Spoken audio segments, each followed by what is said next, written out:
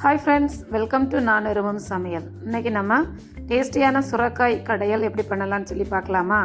இப்போ நான் ஒரு பாத்திரத்தில் என்னுடைய கைக்கு 2 கைப்பிடி அளவு நான் பாசிப்பருப்பு எடுத்துக்கிட்டேன். ஃபஸ்ட் டைம் நம்ம சேனலை பார்க்குறவங்க சப்ஸ்கிரைப் பண்ணிவிட்டு பாருங்கள். இப்போ இதை தண்ணி விட்டு நம்ம நீட்டாக கழுவி எடுத்துடலாம்.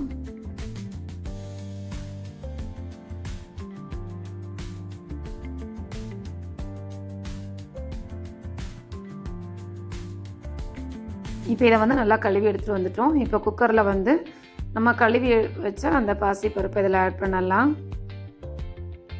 இப்போ இது கூடவே போதுமான அளவு தண்ணி நம்ம இதில் ஆட் பண்ணிவிடலாம். இப்போ 5-6 வெள்ளைப்பூண்டு இதில் ஆட் பண்ணுறேன். அப்புறமா ஜீரகம், 1/2 டீஸ்பூன் ஜீரகம், அப்புறமா 3 பிஞ்சு அளவு காயப்பொடி. இப்போ நம்ம அதை ஸ்டவ்வில் வச்சுட்டோம். ஸ்டவ் ஆன் பண்ணியாச்சு. இந்த டைமில் நம்ம சுரைக்காயை கட் பண்ண ஆரம்பிச்சிடலாம். சுரைக்காய் நிறைய பேருக்கு எப்படி இருக்குன்னே தெரியாது. பிகினர்ஸ்க்காக வேண்டி சுரைக்காயை நான் காட்டுறேன். இந்த மாதிரி தான் இருக்கும். இப்போ இதில் பாதி தான் நம்ம வைக்க போகிறோம். இப்போ இதை கட் பண்ணி இந்த தோலை நம்ம கட் பண்ணி எடுத்துடலாம்.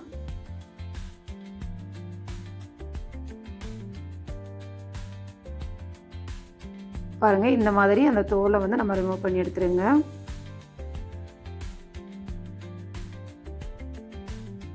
இந்த மாதிரி எல்லா தோலையும் நம்ம எடுத்துட்டோம். இப்போ இதை கட் பண்ணலாம்.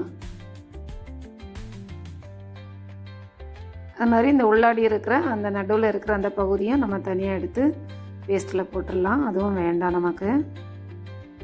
இப்போ இதை 1 டைம் கழுவிக்கிடலாம். கழுவிக்கிட்டு நம்ம இதை பொடியாக கட் பண்ண ஆரம்பிச்சிடலாம்.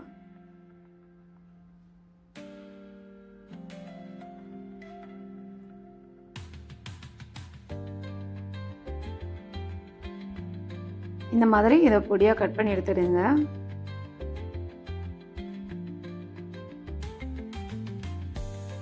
இப்போ நம்ம எல்லா சுரைக்காயும் கட் பண்ணி எடுத்துட்டோம். இப்போ குக்கரில் நம்ம பருப்பு வச்சுருந்தாலும் அது பாதி அளவு நல்லா வெந்து வந்துட்டு. இப்போ இந்த டைமில் இது கூடவே நான் ஒரு 10 சின்ன வெங்காயம் பொடியாக கட் பண்ணியிருக்கிறேன். 2 பச்சை மிளகாய் கட் பண்ணி ஆட் பண்ணுறேன். அப்புறமா நம்ம கட் பண்ணி வச்சுருந்த சுரைக்காயை இதில் ஆட் பண்ணலாம். அப்புறமா ஒரு தக்காளி, அதுவும் பொடியாக கட் பண்ணி இதில் ஆட் பண்ணுறேன். அப்புறமா தேவையான அளவு உப்பு இதில் ஆட் பண்ணிவிடுங்க.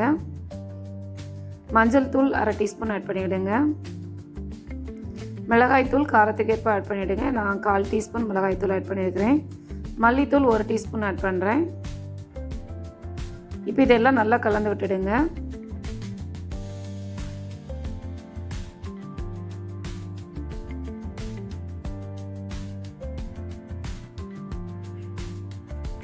நல்லா கலந்து விட்ட பிறகு நம்ம தேவையான அளவு தண்ணி இதில் ஆட் பண்ணலாம்.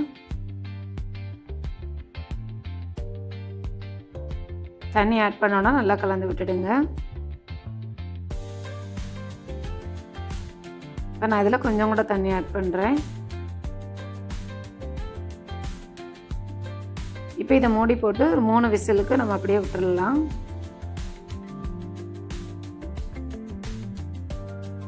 சுரைக்காய் நல்லா வெந்தால் தான் அது டேஸ்ட் நல்லாயிருக்கும். ஒரு 3 விசில் வரைக்கும் நம்ம அப்படியே விட்டுடலாம். 3 விசிலுக்கு அப்புறமா நம்ம அந்த ஏரெல்லாம் நல்லா ரிலீஸ் ஆன பிறகு நம்ம ஓப்பன் பண்ணலாம்.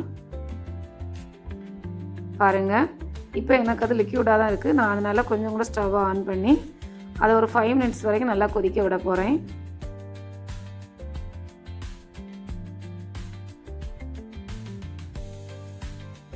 இப்படி நல்லா கொதித்து அது வரும்போது நம்ம இந்த மத்து வச்சு நல்லா கடைஞ்சி விடுங்க. ஒரு 2 மினிட்ஸ் நல்லா அதை இந்த மாதிரி மசிச்சு விடுங்க. அந்த பருப்பு, அந்த சுரைக்காய் எல்லாம் மசிஞ்சு வரணும்.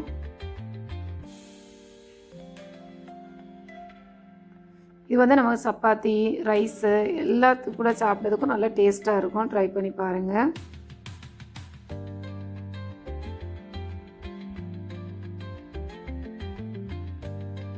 இப்போ இதை நல்லா மசிச்சு எடுத்துட்டோம். இப்போ நான் கரண்டியில் நான் உங்களுக்கு எடுத்து காட்டுறேன் பாருங்கள். இப்போ இது நம்ம ரெடி ஆகிட்டு இப்போ தாளிப்பு ரெடி பண்ணலாம். இப்போ ஒரு கடாயை ஸ்டவ்வில் வச்சுருக்கேன். சூடான உடனே 1 டீஸ்பூன் ஆயில் இதில் ஆட் பண்ணலாம். 1 அல்லது 2 டீஸ்பூன் ஆயில் இதில் ஆட் பண்ணிவிடுங்க. அப்புறமா கடுகு 1/2 டீஸ்பூன், அப்புறமா காஞ்ச மிளகாய், 2 காஞ்ச மிளகாயை கட் பண்ணி இதில் ஆட் பண்ணுறேன். மிளகாய் நல்லா சிவந்து வரட்டும்.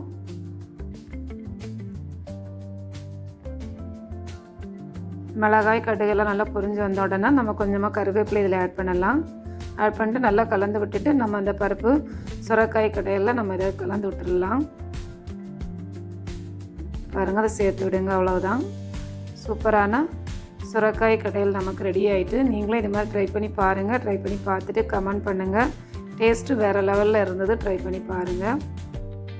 மறக்காமல் நம்ம சேனலை நீங்கள் சப்ஸ்கிரைப் பண்ணுங்கள், லைக் பண்ணுங்கள், ஷேர் பண்ணுங்கள். இப்போ இன்னொரு பவுலில் இதை நான் ட்ரான்ஸ்ஃபர் பண்ணுறேன் பாருங்கள்.